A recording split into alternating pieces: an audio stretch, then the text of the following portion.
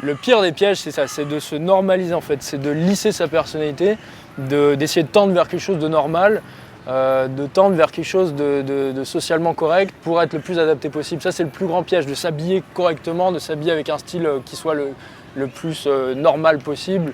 En fait, c'est l'inverse, il faudrait plutôt essayer de trouver les déviances de Kevin. Ça peut être des déviances positives, des traits de personnalité originaux, des intérêts originaux, des choses qui font de lui quelqu'un d'original, de différent. Et de tabler là-dessus en fait, vraiment de tabler là-dessus et de savoir où sont les nanas qui partagent, soit qui sont sensibles à ce genre de caractéristiques, par complémentarité parfois aussi. Hein, si vous êtes un gros, je vais être concret, si Kevin est un gros sadique, bah il faut qu'il aille chercher des femmes masochistes, quoi, par exemple. Hein, il y a aussi ce genre de choses, il y a les vices, quoi.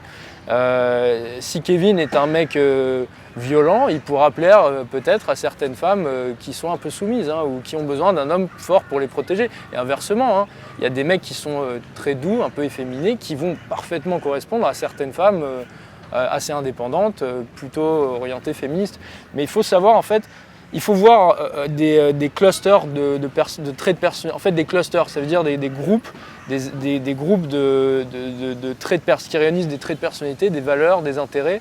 Il faut savoir quand on a tel trait de personnalité, en général, est-ce que c'est plutôt associé à tel lieu de fréquentation ou alors tel mode de croyance, telle religion, tel parti politique, tel intérêt professionnel, tel métier, etc. Donc Kevin doit être malin en fait, parce que Kevin est dans la moyenne. Kevin, c'est un individu, c'est un jeune homme plutôt lambda, plutôt naïf. Il doit être un peu plus malin et il doit aller dans des lieux. La seule manière pour lui de se démarquer, c'est d'aller dans sa niche en fait, de trouver sa niche. En l'occurrence, on sait que Kevin est royaliste.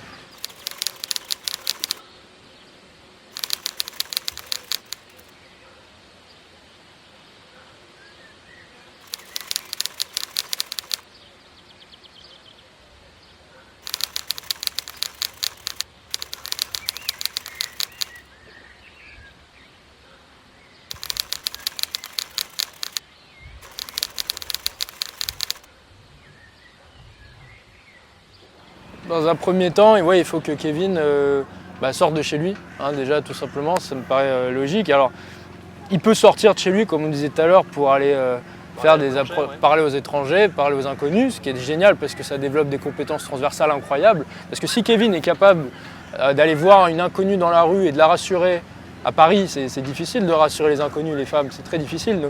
S'il est capable de rassurer une inconnue et de la séduire, alors il sera totalement capable de rassurer, de séduire un recruteur quand il cherchera du boulot.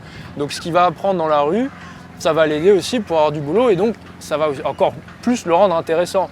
Donc il y a cet aspect-là de développement de compétences transversales via rencontrer les inconnus dans la rue, mais pas obligatoirement, il peut très bien sortir pour aller... En fait, ce qu'il faut, c'est que Kevin sorte dehors, faire une activité entourée d'hommes et une activité où il y a une notion de dépassement de soi, où il va affronter ses peurs. Quand il va affronter ses peurs, non seulement il va, scientifiquement en parlant, quand tu fais quelque chose qui te fait peur, ça augmente ton taux de testostérone. Donc la testostérone, c'est très bien pour un mec qui passe ses journées sur le canapé, ça va lui faire du bien. Et en plus de ça, il va développer un sentiment de fierté par rapport à lui-même. Tu ne peux pas séduire si tu n'es pas fier de qui tu es et si tu n'as pas une bonne estime de toi. En affrontant régulièrement ses peurs, en allant faire rire des gens dans la rue, en s'amusant, il va développer ce sentiment de fierté. Et encore une fois, voilà, ça peut se faire donc, comme je disais, à travers des approches créatives, des interactions avec des gens, mais ça peut aussi être faire du skate, faire de la boxe, se retrouver entre hommes et faire une activité virile, voilà, une activité d'homme.